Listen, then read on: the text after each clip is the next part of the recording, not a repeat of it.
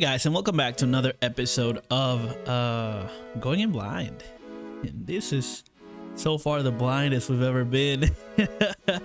Okay, but yeah, so this is a continuation of the series that we made 10 decks custom made. Like, I have no idea how to play this game, so we are going in blind, and it's all Final Fantasy VII themed. So I just want to place it of every single card, and that's what we've been making here. So what we have here is like I said, a playset of everything, and the theme in this one is going to be Ice Lightning Soldier. Okay, we already had a video for Fire Lightning Soldier, which is going to be under Zack as the leader. In this case, it's going to be Sephiroth as the leader, but on both cases there were very little backups, and so far this is the one that's got the least amount. It's only got one backup, which is a playset, so that's 3. But still, we either need we need Square to either make us remnants that are backups, or maybe make us Theatrhythm, Genesis, and Angeals that are backups, and Sephiroths, you know. Like, we really need those desperately. Maybe a Theatrhythm set with these 5 or these 6 would be pretty amazing. Just those, let them go right there. Maybe even make a deck that's Final Fantasy VII with those as backups. That could be good.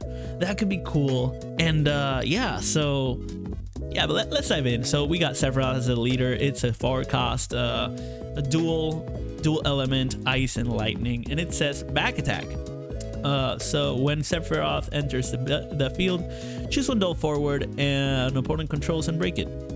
When he attacks, do one of the two. Your opponent discards a card. There we go, the discards, nasty. Or choose one forward of cost 2 or less and break it. So it's got removal, double removal, and discards. That's terrible. But yeah, let's keep going. We also got this, the OG Sephiroth from set 1, saying first strike, and when he enters the battlefield, each player discards 2 cards from their hand, so including us. I don't know how to feel about this card. We also got the backup one. This is one of the newest so far, with back attack as well, and it says the cost required to cast Sephiroth is reduced by 1 for each point of damage you have received. So it's a high cost, but it'll go down as you're losing. And then when he enters the battlefield, choose one duel forward and break it. So removal. Then we got the 7 cost Sephiroth. Let me try to read it. When Sephiroth enters the battlefield, your opponent discards 2 cards from their hand. Okay, discard again. When Sephiroth attacks, choose one forward and opponent controls. If your opponent has no cards in their hand, dull it and freeze it. And then you can sacrifice the Sephiroth from the hand and pay an ice CP. Your opponent discards 2 cards from their hand. You can only use this in the main phase. Okay, that's pretty cool. The art's amazing too. The shine of the foil is beautiful. Then we got the Sephiroth saying forward, when Sephiroth attacks, dull all the forwards an opponent controls with 8,000 power or less. Okay, so everything that's under it will be dulled, so only the high contenders are going to be able to block. Interesting. At the end of each of your turns, remove 3 cards from your break zone and put Sephiroth into the green. Remove 3 cards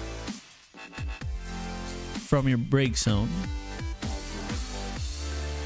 from your break zone from the game. Okay, let's say it's in. Okay, these cards aren't very well read sometimes. So at the end of each of your turns, so at the end of your turn, remove 3 cards from your break zone. Let's just say exile 3 cards from the graveyard, or put Sephiroth into the break zone. Okay, that's basically it. Then we got cost 3 Sephiroth, but an ice instead of lightning, and it says back attack. Once again, when Sephiroth enters the field, choose one forward and dull it. And if you have 5 damage, Sephiroth gains 2,000 power. Then you can sacrifice a Sephiroth from the hand for draw slash. Says until the end of turn, Sephiroth gains 1,000 power and first strike. Okay. Then we got a lightning Sephiroth for 7 CP. Wow. Warp 3 for 1 lightning. Or when Sephiroth enters the battlefield, choose one forward other than him and break it. And then you can sacrifice from the hand of Sephiroth, choose one forward, cost 3 or less, break it. See, a lot of removal. And that's it for the Sephiroths. We have 7 Sephiroths.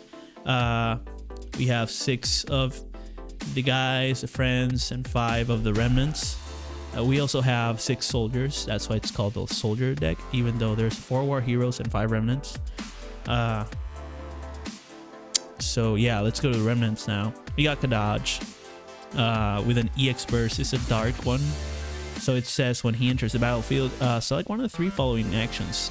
You can choose a forward and dull it, choose up to 2 cards from any player's break zone and exile them, or choose 1 forward and it gains 2000 power and brave. So at the end of each of your turns, you may remove Kadaj from the game. If you do, at the end of each opponent's turn, play it back into the field. So it's gonna keep coming on, coming and coming and coming. So in and out. Yeah, that's a pretty good effect. So it's pretty cool. And then we got the other Kadaj, that's lightning, 4 cost. When Kadaj enters the battlefield, or is put from the field into the break zone. So when ETB or LTB, choose 1 forward and opponent controls, it loses 4000 power until the end of turn. Okay, debuff, that's cool. Let's see the Ice Kadaj then. Also 4 cost, and when it enters the field, you may search for a remnant or, yeah, a remnant that is not Kadaj and add it to your hand. When Kadaj or any remnant enters the field, choose an opponent, choose a character and freeze it.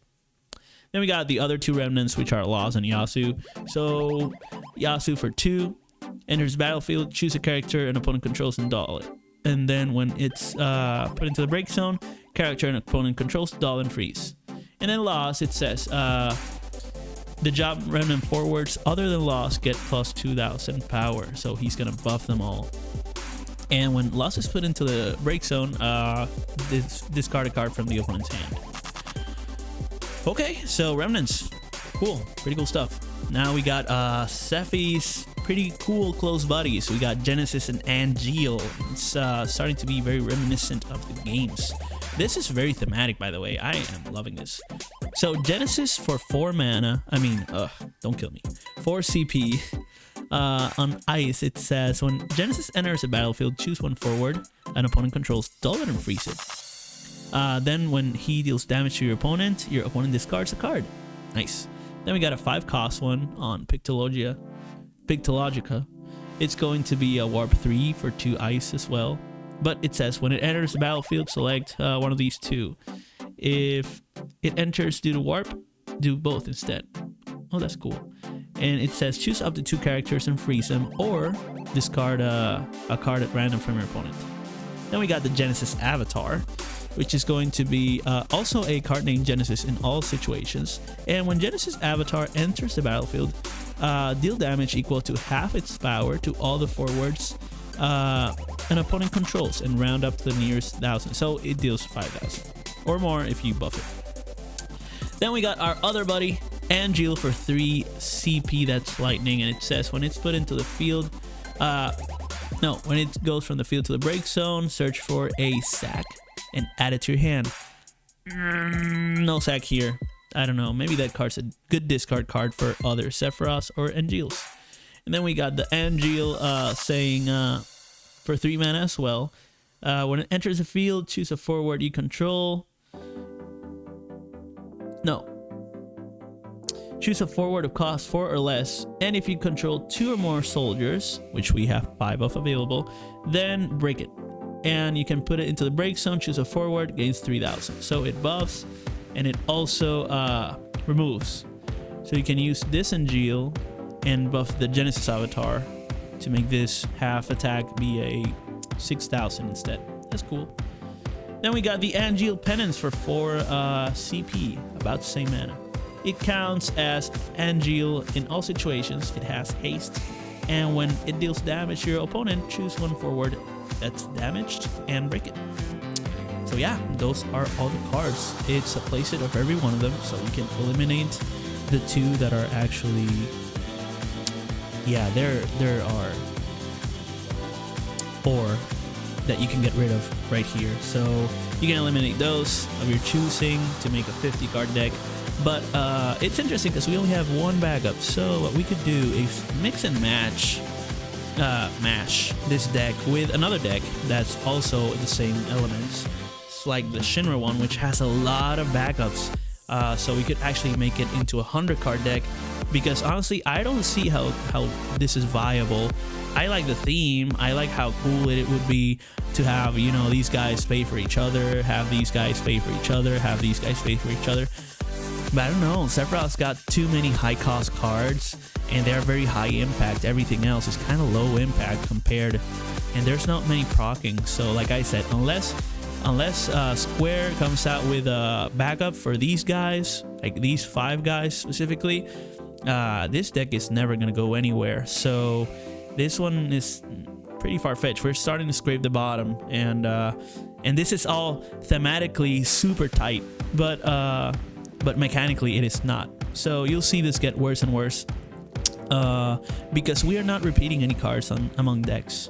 So while this is thematically like super perfect, I don't know that this is gonna be a viable deck, and we are more than halfway through, so we're gonna start seeing the decks be a little bit less quality, so that it still has that lore or that, you know, card placement, and maybe it won't work as good. I think this one is got a very low chance of actually doing what it wants to do, unless we actually mix it with the Shinra deck, which would then be super problematic, unstoppable. It's gonna want to do so much discard and so much removal that would make it into an amazing 100 card deck. But we're trying to stick with 50 for now.